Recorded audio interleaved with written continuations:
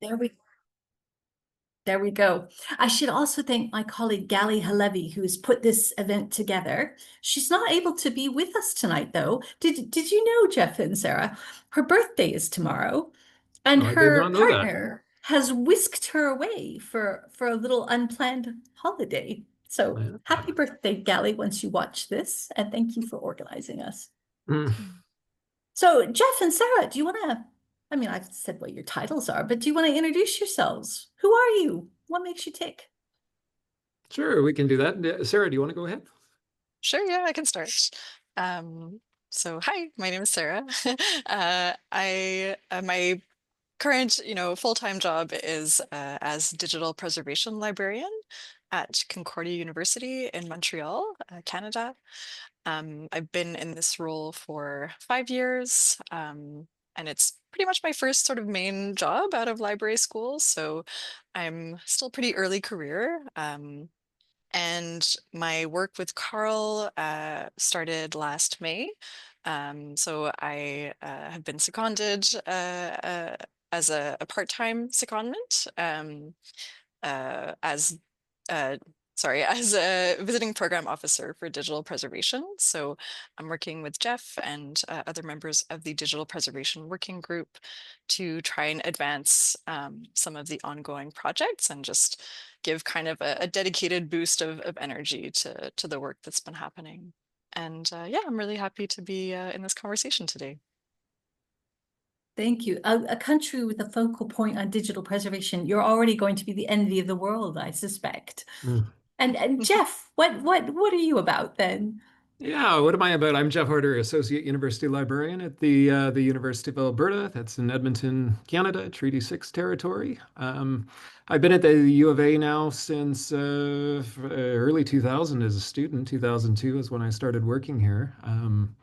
And have been working around digital preservation probably since about 2007-ish. I would say here, I think 2008 is when we really started to use that label more and more and get serious about turning initiatives into programs. So yeah, roughly around that time. I'm the current chair of the Digital Preservation Working Group with Carl. This is my second go around, I guess. I was part of the first iteration of DPWG. In terms of other preservation activities, I've been part of organizations like Clocks, for example. I'm currently on the board and have been for a while. I'm part of the Internet Archive Canada board, and a few other things like that. So yeah, really excited about the conversation today and. Looking at the attendee list here, I recognize a lot of Canadian colleagues. So, my hope is that audience participation is pretty strong today because the answers are out there, sitting with a lot of you. So, Excellent. Now, some of our participants may not be so familiar with digital preservation, and they're about to get a master class, but can you ease us in by just talking a little about what does digital preservation mean in general, but in Canada, is there any special spin or nuance? and Sarah and I did not choreograph our interview and response routines here, Alicia. So we may rely on you to prompt or otherwise sort of have us rotate. I can start this one, Sarah, if that makes sense. Sure, go ahead. Yeah, I mean, in the how do we define digital preservation in Canada? Probably similarly to other jurisdictions, I would say. I think commonly known is it's not a thing that is done and dusted. It's something that is ongoing. It's about managing those activities that relate to policy, practice, governance, financial planning, technology, all of those sorts of things that need to weave together to ensure that we're actively preserving materials over the long term, regardless of whatever life throws at us. And I would say we're in a world where life throws a lot at us right now, I think.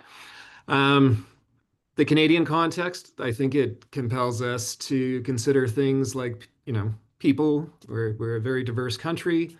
Consider places, the history of the country, the relationships that we have with each other, and good relations amongst us. Um, and I think all of that kind of plays into how we understand and think about life cycles of information, the how and the what of what gets preserved. And of course, we can't preserve everything. So all of those different decisions and indecision that takes us to different outcomes.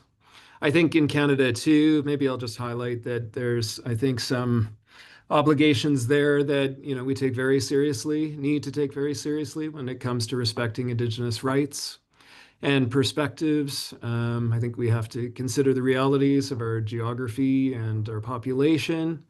And, in general, kind of, again, think about those things holistically, think about those things in, the ways that matter to the different communities that we serve and work with, and try to be as responsive as possible.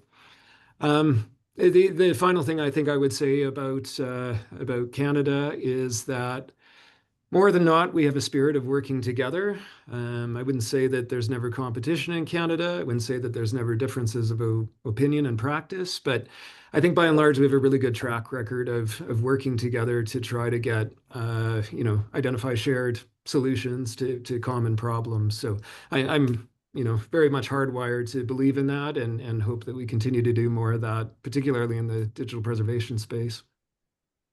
Amazing. And I'm already hearing not technology at the front, but people, places, community, culture, history, collaboration, which seems exactly right. Sure. Sarah, what would you add? Yeah, that was a really nice answer, Jeff. Mm. I I guess I would add that, I think yeah, totally echoing what Jeff says about the DP being kind of like an ongoing process, and it's not something that you just do it once and then it's over. So I like, in terms of defining digital preservation, I think that's kind of a nice way to see it. And I like the way the DPC defines it as an ongoing series of activities. And I think the only thing I would add as well in the specifically Canadian context is there's also the whole reality of languages. So that's something that's a bit particular to Canada as well. I think that we have a lot of um, bilingual, commitments. We have a lot of, we have bilingual provinces, we have French-speaking provinces. And so it's really something that we have to consider, making sure that, the Francophone members of our community have the same access to different resources and support that the Anglophone members do, because they are in a minority in Canada. So yeah, I think that's kind of a particular challenge that maybe we have in Canada that other countries engaged in digital preservation don't necessarily have. Yeah, I think that's all. That's all I have to add. Thank you. Um, could you say a little something, Sarah, from your perspective?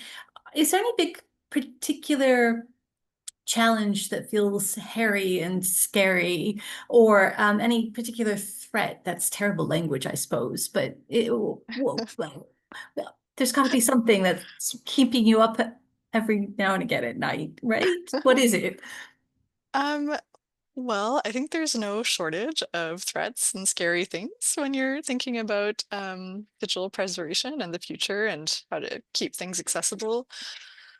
Um, I guess I can highlight some sort of key areas that emerged. So Carl last November hosted a 2-day forum on digital preservation in Canada, um, called At Risk North. And, there are a lot of really great conversations that came out of that event. And I'm sure that a lot of people on this call were there as well. Um, and I think some of the themes, the really big sort of threats and challenges that emerged in there are important to highlight. So one thing that immediately comes to mind from that is a lack of shared infrastructure. So we do have some shared infrastructure for digital preservation in Canada, but it's currently it's a bit ad hoc, and it's just not quite scalable at the level that we need it to be, to really feel good about the future of it. So that's a really big scary challenge. And uh, the other one that I would mention is just that just a lack of training and resources in a very sort of generalized sense, particularly when we think about the iSchools and how digital preservation is being taught or just not really being taught in library schools in Canada. I don't know how it is other places, but at least from people that I've spoken to, I think people who like practitioners of digital preservation in Canada tend to fall under two categories. There's the ones that had, a background in computer science before library school, and then there's those of us who just kind of learned bits and pieces of programming or, computer science on the job, basically. The sort of wide consensus that I've seen is that library school is just not really adequately preparing us for this challenge. So I would say that's another pretty significant challenge that we're faced with. Yeah. That's fascinating. And Jeff, do you have another big, hairy, scary thing? Or do you want to talk about the It's all positive relative, Alicia, enabling like very scary, but yeah, I mean, there's certainly things that are on my mind. I was just going to quickly note too. I saw James had raised in the Q&A that chat is disabled.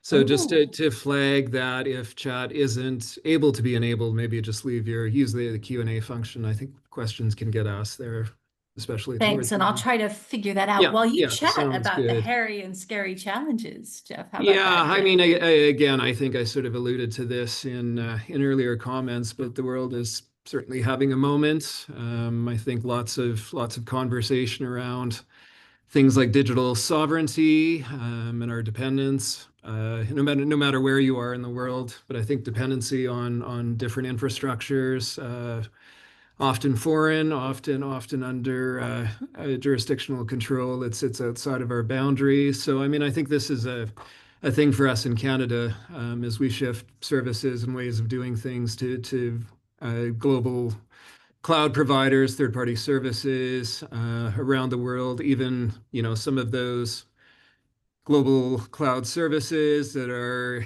have located within Canada and are on-prem in Toronto or somewhere in Quebec or wherever it might be. They may still be under foreign influence, if you will, under different jurisdictions, laws, etc.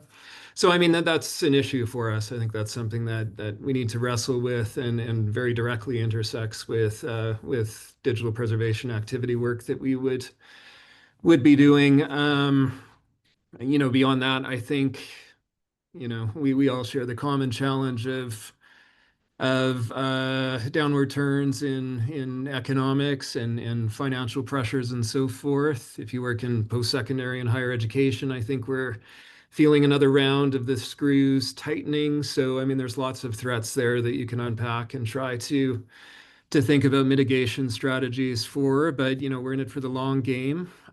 So we need to, think in terms of longer horizons as we do our work. What we have going for us often is that universities and memory institutions, have shown resilience through any number of different changes and threats that have come up over the last decades or centuries in some cases. So I mean that may work in our favor. I think to our detriment, sometimes it also means that we're very fixed in the ways that we do things, and change does not always happen quickly. So when we live in a world of pretty rapid change, including the technological hockey stick curve that we're on, things can get challenging quickly for us. So just trying to balance off some of those sorts of things. In a country as big and diverse as Canada, I think we've got some level of fragmented, uneven stewardship to figure out.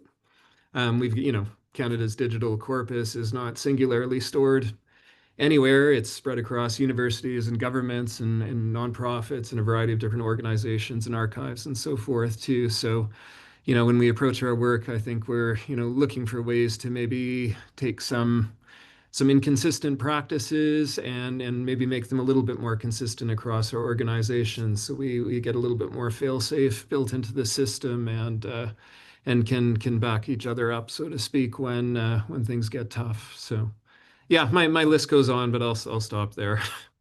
I think that's really fascinating, Jeff. And I'm just going to, colleagues, I'm going to just continue with the conversation a little bit, and then we'll rope in some of the hands I see raised and some of the good questions that were coming through in the Q&A. Apologize about the chat. Jeff, it was almost like you were talking about digital preservation as part of a, a national strategy, a national defensive strategy in many ways, which is very powerful. Can you talk about some of the enabling collaborations and infrastructure that are already in place in Canada that are enablers to move forward together to tackle some of these digital preservation challenges? Yeah, I can talk a bit about this, and we'll say right out of the hopper, this is not like a comprehensive overview by any stretch. I think, the good news is that we do have a lot of activity happening in Canada through different organizations such as Scholars Portal, which, if you're not familiar with Scholars Portal, they're based out of Ontario, the Ontario Council of University Libraries. Sort of originally conceived of Scholars Portal as a way to collectively do a number of things together within that provincial jurisdiction using provincially marshaled funding. And I think they've demonstrated that, where there's a good idea there provincially, it may make sense to do things nationally. And so, part of the ongoing work there is teasing apart some of those service offerings and looking at where they're best scale to in terms of national or otherwise. So, we've got Scholars Portal, we've got CRKN, the Canadian Research Knowledge Network, has been doing, a lot of work with national licensing of materials and in turn, how those materials are preserved. And again, sometimes in partnership with agencies like Scholars Portal, sometimes not. Canadiana has been a huge project to ensure that a large corpus of digitized historical materials is made available. And a number of us have partnered on that. We've got the Public Knowledge Project, which is foundational for a lot of areas of the world in terms of using it as a publishing platform. OJS, I'm speaking of, the Open Journal System. We've done work that I think, fair to say, kind of originated out of Canada with some of the folks on this call to ensure that those materials, can be preserved fairly easily, almost like with a toggle switch, although, of course, there's a lot more going on there behind the scenes than may appear. We've got the Digital Research Alliance of Canada, which is marshaling together compute and networking and research data, crossing library and research IT, a whole variety of different sectors to try to stitch together some form of national strategy and national infrastructure. And then other players as well, such as Internet Archive Canada, which is part of the Internet Archive family, but is and cute cat there, Alicia. We all need cats too. Cats are the answer. But yeah, Internet Archive Canada too, which is a major player, which now has a home base in British Columbia. So yeah, I mean, those are a few different examples. How do they tie back into preservation? Well, it's through services like permafrost offered at a Scholars Portal. It's some of the TDR preservation stores and services that were referenced. I think, all of that creates infrastructure for us to potentially tie into. I think it extends our tool bench beyond just what is locally available to be able to think about how information needs to be packaged, how it needs to be described, how it needs to be processed, and sort of moved along that continuum of utility so that it cannot just be read but used in the future. Yeah, a number of things like that. I probably should just give a shout out to the national libraries that we have here, Library and Archives Canada and Bibliothèque Nationale du Québec, which again are very much tied into the conversations and plans that we're having here. Some very substantive work that's happened around a whole variety of different things, but the web archiving space, I mean, there's a lot that's happened there. Yeah, so I mean, just a few examples, Alicia, many more that we could name, I'm sure. I'm impressed, hugely impressed. And Sarah, this is a very silly question, but does Carl play a coordinating role for all of this? How are you all aligned and in communication? Yeah, Yeah, I so think, oh, oops, yeah, sorry. go No, ahead. go ahead. Yep. I was just gonna say, I think that it it does. I mean, we try to. I think you know, the digital preservation working group at Carl is has a quite diverse membership. So we have members from the national libraries, from CRKN, from you know, Scholars Portal, from all these really great initiatives that that Jeff mentioned. So, you know, I think we're well positioned to kind of, you know, play that role to the extent that we can. And I think that that's that's what we're aiming for anyway. Yeah, sorry, Jeff, I didn't mean to cut you off. No, that was perfect. We're so polite. That's why we apologize back and forth, right? But yeah, I mean, Carl isn't an infrastructure provider in and of itself. It really, I think, really does a great job at trying to convene and spur on some of those important conversations that need to be had. I think one of the things that Carl has done really well too, well, and I mean, when I say really well, I think there's more work to be done for sure. But I think one of the things that Carl has done, or is very intentional about is not just limiting conversations to Carl, especially when we talk about digital preservation, which extends across so many different communities and institutions and sectors, but it's kind of the notion of Carl Plus. So, there's some accountability responsibilities there, I think that are taken on by Carl, but very much knowing that this needs to be a much larger effort that involves more voices and perspectives. And and you're all not only doing all of this collaboration within Canada, but you're hugely active in the international efforts and initiatives that are underway as well. You've already mentioned the Digital Preservation Coalition, for example. So kudos. It's huge, actually, huge leadership from Canada in the digital preservation space. So do you have like a shared stewardship policy other than coordination through Carl? Is there any sort of official shared governance for these efforts, or is it all just a collaborative community spirit with people pitching in to do what they can where they can? I think, I mean, Jeff has more sort of community historical knowledge than I do about this probably, but In other words, I'm old. I think that I think it's yeah, it's more of a community-based kind of effort. I don't know of any sort of very centralized sort of national coordination effort. I think that's kind of what we're trying to do with the working group to kind of step in and fill that gap a little bit. But I don't know if there's ever been an attempt at that in the past. I don't know, Jeff, you have Yeah, any thoughts? I wouldn't say there's a singular sort of unified thing that can be pointed to, but I think,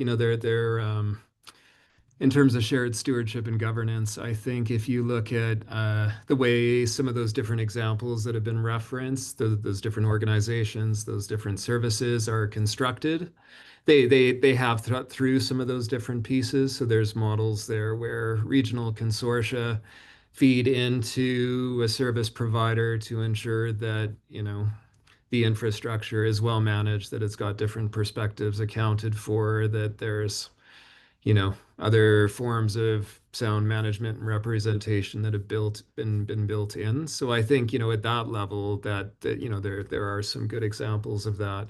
There would be MOUs and SLAs in place for example, for some of the Oakle Scholars Portal services. Canadiana would be another example of that as well too, where CRKN has a pretty well defined structure for how governance and stewardship works at different levels.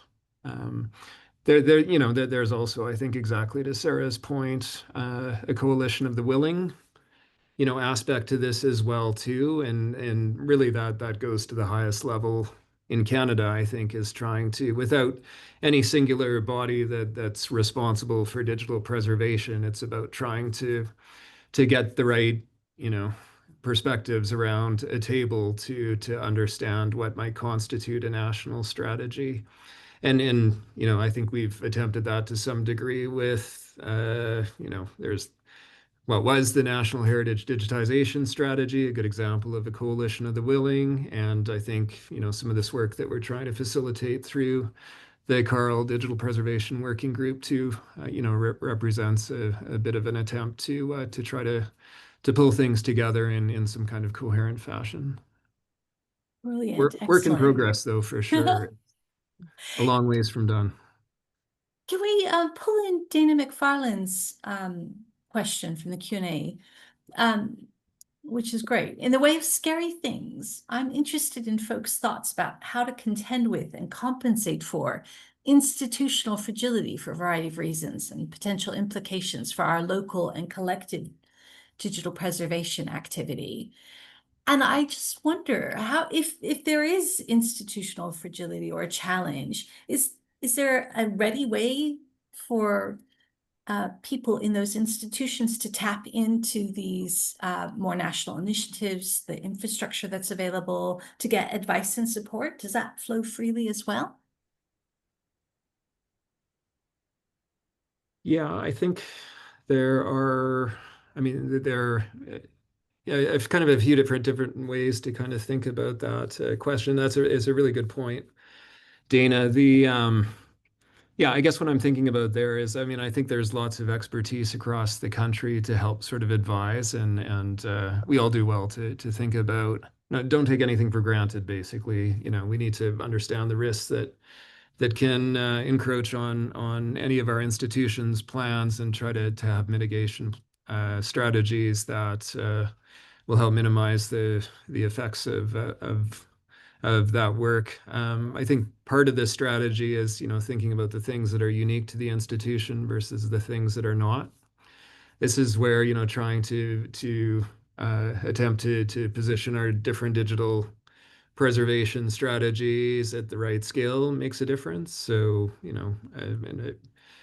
an easy example to point to is something like, the broad mass of scholarly publications to buy into to support systems like clocks, for example, or different locks networks that are, trying to do things at scale, can really help, ensure that it's not vulnerable to any one institution's demise. There's an awful lot of resources and an awful lot of horsepower behind that would have to be toppled before some of those different initiatives, programs, plans would be cast aside. With the things that are local, I mean, I think that's where we really need to pace, where there's things that need to be preserved that are only at the local level and that matter deeply. I think that's where we need to have those succession plans in place to understand that if things go to hell, you've got a way to gracefully, hopefully, move those materials or do something different with them with partners at whatever level that might be, and that could be locally, that could be regionally, that could be nationally, that could be internationally. But yeah, I mean, this is the work of digital preservation is again not necessarily trying to solve just technical challenges, of which there are many, but really spending some time thinking about those risks and mitigation strategies that we need to have in place. Sarah, would you add anything to that question about what sort of broader support is available for institutions or practitioners within institutions who might be looking for some assistance? Yeah, I think thinking about institutional fragility, I think I've sort of a similar thought process as Jeff. I think it does make me nervous, the situations where we have, like a single point of failure, right, for these like really important infrastructures for digital preservation that are all sort of based and managed by one single university. I think, yeah, ideally we have sort of coalitions of many different universities that are all sort of collaborating on this very important software like OJS, for example, or this, very important storage infrastructure like Scholars Portal's offering. But I think in practice, that's kind of hard to do, right? Like getting a bunch of universities together to sort of manage something collectively. It's probably a lot harder and takes more time than just doing it within one institution. But I think it's important to kind of have that sort of networked approach. And also, like Jeff said, you know, succession plans, just kind of safeguarding these things that we're building, so that you know, they're not as at risk to the volatility of different, you know, a single institution's sort of budget, right? So yeah, I think that's super important. That's great. There's a brilliant question from Daniel, our colleague from Mexico, in the Q&A, which is about whether political and senior leaders in Canada understand digital preservation. He observes that perhaps in Mexico and Latin America, his conclusion would be, no, they don't, or they don't yet. If we had Mark Carney here with us, would he be able to explain what digital preservation is and why it's important? Who are your big champions and how have you connected with them? Yeah, I mean that's a great question, and I haven't met Mark Carney, so I'm not entirely sure. It strikes me as a clever person, but whether or not the language of digital preservation resonates with him, you know, I'd suspect that if you tell an economist that something's going to pay off 500 years from now, but in the meantime just sit on it, they might not be so interested in that conversation as ones where the more immediate return is available. But yeah, I think it is a challenge. I think, you know, I'm fortunate to work in an institution where digital preservation is appreciated, I think. As you go up the chain of command, does it start to resonate less and less? Yeah, I think that's true. So part of the challenge there is trying to find language that will resonate and how to translate. I know that this was a really kind of meaty set of conversations at the At Risk North 3 event that we held in Canada in I think November of 2025, if I remember right. But was talking about this very thing, trying to think about ways that we can translate the value of digital preservation and that work into language and scenarios that would resonate with today's leaders. So, you know, front and center, I think, in a lot of conversations these days, for example, is information security or data sovereignty would be another example. You know, in today's news. So, you know, is there a way that you know, without misrepresenting it, but are there ways that digital preservation can sort of be cast in that light that would help with building momentum and garner some resources and attention and otherwise? And I think the answer is yes. I think there are ways to do that. I think hopefully through the Digital Research Alliance of Canada and, you know, their positioning within the federal government and through other avenues, you know, hopefully there would be some opportunity there. But it's tricky for sure. If anyone solves that, I'd be super interested in the answer. So answers to that problem in the Q&A, please do share. That's great. Now, Sarah, I'm gonna take us in a slightly different direction. There are a couple of questions that are really about engaging with those that are digitizing content or those who are producing and publishing it. And let's start with the digitization question. Are there any different challenges that come when you're trying to digitally preserve born digital material versus digitized stuff? And can you say a little something about that? Yeah, definitely. That's a really interesting topic that I could say a lot about, but I will try and be brief. Um, I would say just really generally speaking, I think digitized collections tend to be much more homogeneous than born digital. Of course, this really depends on the context, but if you're thinking, you know, for example, of special collections and archives, right? If you're acquiring private archives from individuals that include born digital materials, you're going to have a much wider variety of file formats, of content, of different, you know, external media, just all kinds of stuff. And a lot of it's probably going to be quite problematic for preservation. You know, you might have older file formats, you might have floppy disks. And, you know, what's tricky is there's a lot of technical challenges with born digital materials, and to keep born digital files usable into the future, you need to either have migration or have emulation. So there's a lot of different strategies that you kind of actively need to do to keep this stuff accessible. Whereas if we're thinking about digitization, like, you know, uh, something like digitizing print resources, well, it's fairly straightforward, right? You just scan them and you create, TIFFs or PDFs, and that'll last you for a good long time before you need to migrate it to another file format, right? So I'm really simplifying it. Like, I know there's challenges with digitized materials as well, but I think I think that in terms of, how we can tackle these challenges, you know, sharing workflows is something that I think is really helpful for people that I've spoken to. Um, and, just trying to also kind of automate parts of it. So I've spoken to a lot of colleagues who are starting to use different generative AI tools to just do like little bits and pieces of just to automate parts of processing born digital content in a way that's just allows us to kind of do it at scale, right? Because that's the other big challenge with Born Digital is, you might receive like a hard drive with a donation that has 100,000 files on it. So that's a significant challenge as well of just, how can we apply archival processing or preservation practices at really large scale like that? But yeah, I could go on and on, but yeah, I'll stop there. Well, let's see if Jeff has an observation about that question. Yeah, that was an excellent answer, Sarah. Yep.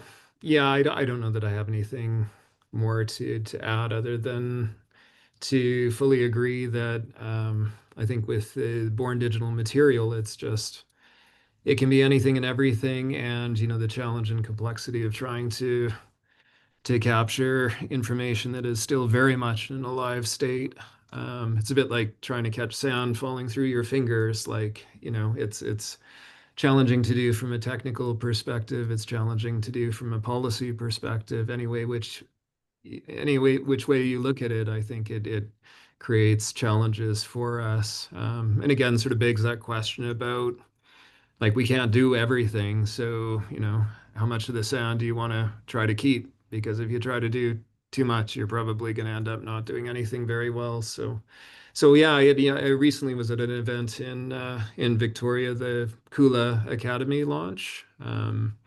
And Michael Whitmore, the former director from the Folger Shakespeare Library, was there, but was really, I think, making a good point about history has not done as good a job as we sometimes like to think in terms of preserving things. The coming out of the antiquities, 1% of the knowledge was sort of kept, and that's what we've constructed our knowledge base from. And is that okay? Well, maybe it is, and how does that sort of port to the world we're in today, where the volume of information is a magnitude larger than that? So yeah, it's challenging, I think, no matter which way you look at it. And then if we pull in Lucia Sesperi's question from the Q&A, it's not just about digitized or born digital content too. It's dealing with authors and publishers. So she asks, speaking of scholarly publications, how aware would you say journal editors and managers are about the challenges of digital preservation and the dangers of not having a strategy in place? Is there any way to track publications that go missing? These are great questions. Yeah, great questions. I Yeah, suspect. Jeff, do you want to say something about that? I could talk about that if you don't Yeah, want no, to. no, I'm sure you could, and you're probably better positioned to do that, Alicia. But I mean, I would say the average editor and manager is probably much more focused on the day to day, trying to keep things alive and moving and so forth, than they are about long term preservation. If it's a larger organization, there may be some some focus there, some level of commitment or engagement with organizations like Clocks or Portico or otherwise. But yeah, I mean, thinking we at the U of A here have, I think, 80 some journals that we host using open journal system. And yeah, I mean, I don't expect that a lot of those people are thinking about digital preservation. They're really thinking about keeping things going next week, tomorrow, the week after, and not focused on preservation, which is okay to some extent. I mean, that's why we're all in this together, and we all take different responsibilities for different segments of the scholarly communication life cycle. But it's essential that publishers know that actually preservation is important and how to hand over that responsibility. And platforms, I'm so glad you mentioned OJS and PKP in that context. Platforms can play an incredibly enabling role in making it easy for publishers to do the right thing. And then we can all collaborate to help make it understandable and comprehensible why it's the right thing to do. But Sarah, do you talk to publishers, maybe library presses, for example, about digital preservation?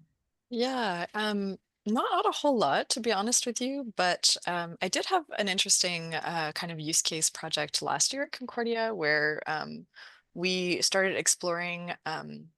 We had some authors that were starting to be concerned about link rot in their books. So, Concordia University Press publishes open access books, and we also publish print. We publish them in print. And so, once a link is printed on in there, it's printed in there. And so we piloted creating permalinks for web resources that authors were citing. And it was a really interesting learning process. So I would say that it does depend. I mean, some publishers are really on it and really interested in preservation and longevity. Probably university publishers like more so than smaller ones. Um, and authors too, right? But yeah, I don't have enough experience in that world to kind of make a sweeping statement about it. Fair enough, that's cool. Um, let's put you on the spot then to answer another difficult question. How about that? If you had a crystal ball looking ahead 5, 10, 15 years, what are the big challenges coming? What are going to be the kinds of investments that we need to make to overcome those challenges? What do we need to gear up to face together as a digital preservation community? Oh gosh.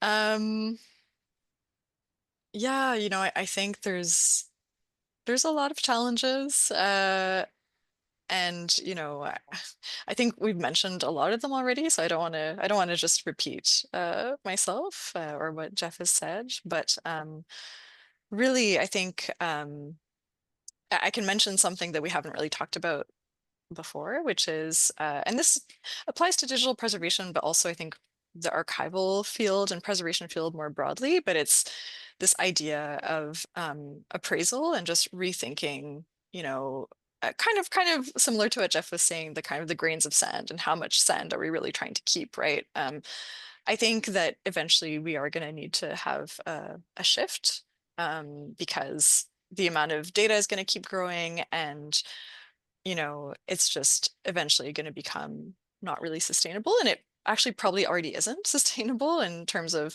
the resources that it's taking, both in terms of labor and also in terms of energy consumption, all of this. So I think there's going to have to be a shift pretty soon in terms of rethinking how we approach what we're keeping and why and how.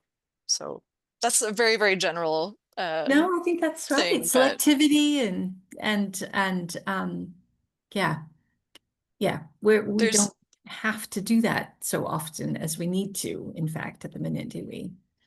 the last thing I'll add to that as well is I've listened to a couple of webinars and workshops by this uh, archivist kind of scholar, a person named Eira Tansey, and she talks a lot about sort of environmental sustainability and digital preservation. And one of the ideas that has really stuck with me from one of her talks is this idea of circular appraisal, like a circular economy. So this kind of idea of, well, maybe we deaccession more than we're doing, right? Currently. So yeah, I think that's something I think about a lot. And I think that's my crystal ball sort of moment, is thinking about circular appraisal for the future. And I love that phrase. That's new to me. Thank you for sharing that. Jeff, would you say selection's the big challenge coming? It's clearly one of the big challenges coming. Anything else on your mind? Yeah, I mean, clearly that is one of the big challenges. I think I mean, our human capacity, I guess, is probably the thing that's top of mind for me. So, I mean, this starts with the training of people to do this work. I think it, happens with librarians and IT and all sorts of folks from other backgrounds coming together to figure out some of these sorts of things. Capacity is always a challenge. It's a challenge right now. So in terms of, investment over the next 5 to 10 years, ideally, it would be nice to see more investment happen there. I think the world of legalities and policy and security compliance, et cetera, all of that's just continuing to get more complicated as we go. So we really do need a lot of bandwidth to figure things out there. Is AI the answer? Probably not. But maybe it can help in some way with some of the lower level, you know, activity that currently occupies some time. I don't know. It's a tricky one, as we all know. I think it's not, uh, you know, crystal clear in terms of the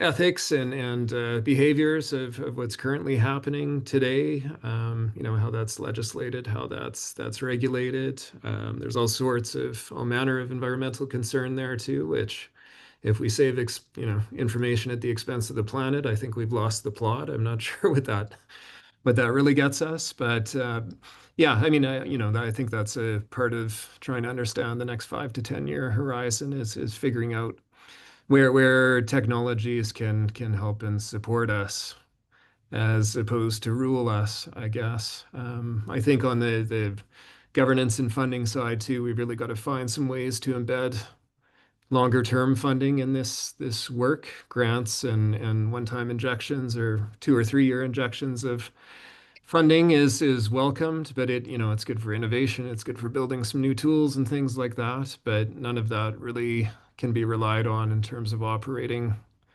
resources. And so we've got to take this work seriously and try to figure out how we embed that in our operational budgets and do so in a way that kind of firewalls it off from susceptibility as much as possible as we can, but firewall it from being susceptible to cuts when budgets are getting scrutinized. And again, I should know this. I apologize for not. Do you have legal deposit legislation in Canada? Is there some kind of legal framework for capturing and preserving some material? Can that be extended, do you think, and leveraged to cover a broader and to empower a broader range of actors and organizations to be doing digital preservation? Or is that just very complicated and naive of me to think?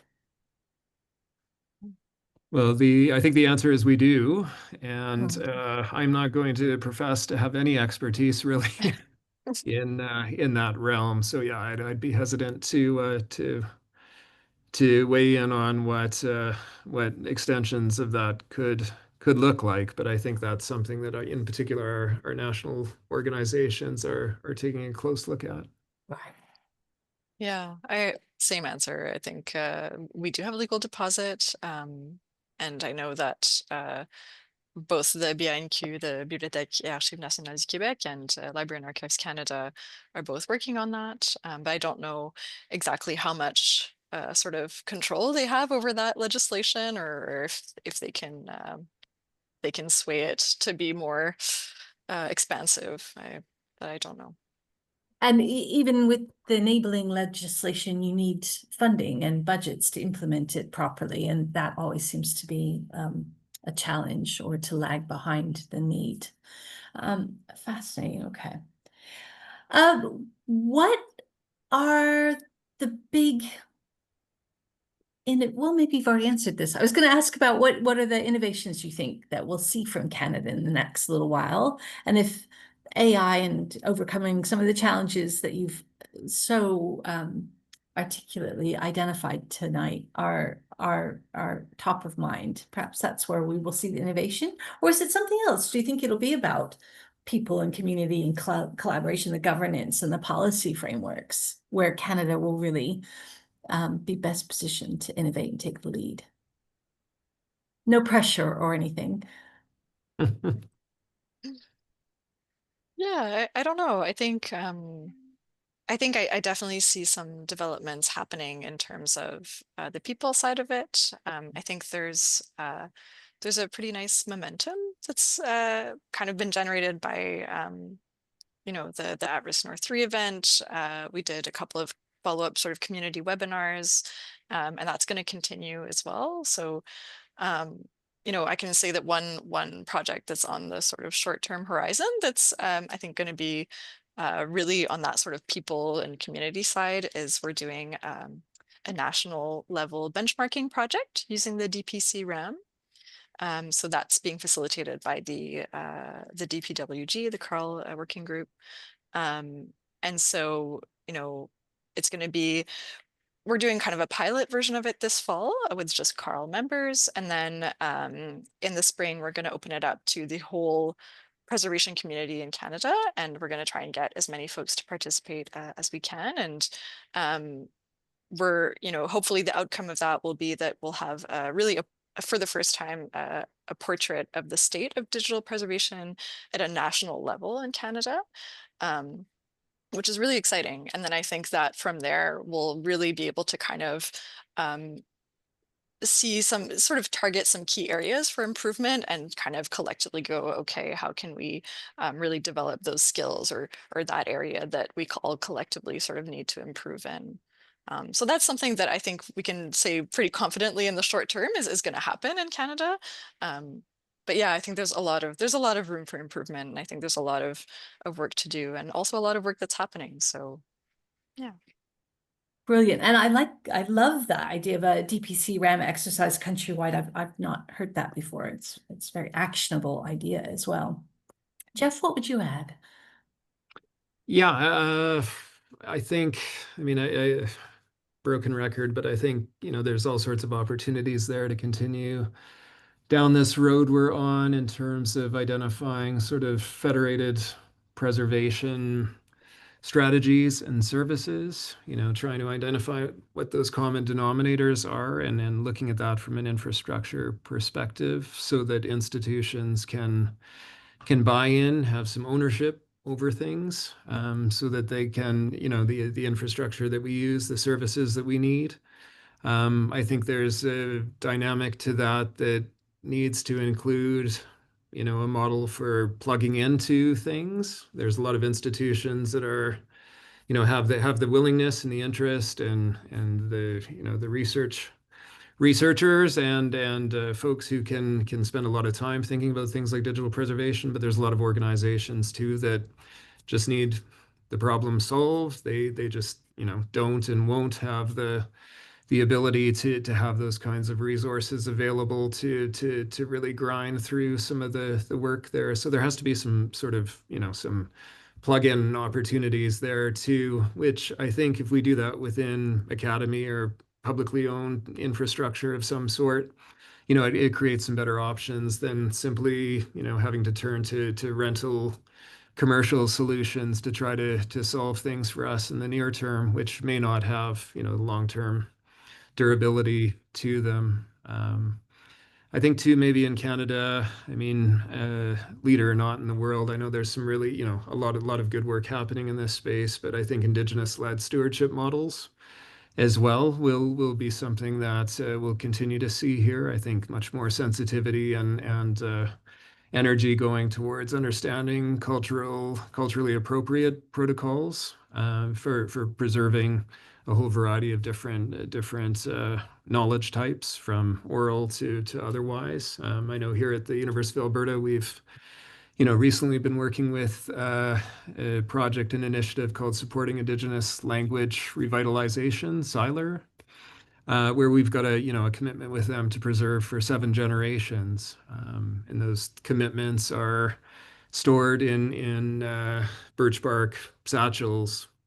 And so, all of this is not our typical way of doing things, but it represents a very different stewardship arrangement, partnership, commitment that we have to trying to work with our Indigenous communities and researchers and have good relations with them, which again hasn't historically been the case with a lot of our organizations. So yeah, that could be something that I think Canada can hopefully present the world with some different ways of thinking about things. Absolutely. And that's a beautiful example of where your practice is evolving in a sensitive way in collaboration as part of community and respectful of place. Just to, that's actually such a lovely place to end, and our conversation is coming to an end. Just maybe ask if either of you would have one final idea, suggestion, wish, anything that you'd like to leave us with. And thank you ever so much for your thoughtful leadership in this space. But that last gem or problem shared is problem halved. I mean, from my end, it's mostly a thank you to everybody on the call who, I mean, you're not here probably just to be entertained by Sarah and I. You're here because you're interested and committed to this work. And so it's a thank you to all of you for being unsung heroes and helping to figure this out. It again is not done and dusted. It's something that we need to continue to work together on. So in the Canadian context, again, I think I feel really good about the communities that we have here and the work that's happening together. I think we can act locally and think nationally and flip that around when we need to, but all of those little actions, all of those little things that we do help in the long run. So. And you not only act locally and think nationally, but you're acting nationally and thinking internationally as well. So thank you for your openness, for sharing, for leading the way, for helping others of us learn from your experiences, and for being with us tonight. It's been absolutely fantastic. So thank you, colleagues, for joining. We will be sharing the recordings. So if you'd like to come back and pick up some of these nuggets from Jeff and Sarah, you can do. And thank you all very, very much indeed. Have a lovely rest of your day and talk to you all soon. Thank you. Bye-bye. Thanks all. Thanks, Alicia. Thank you.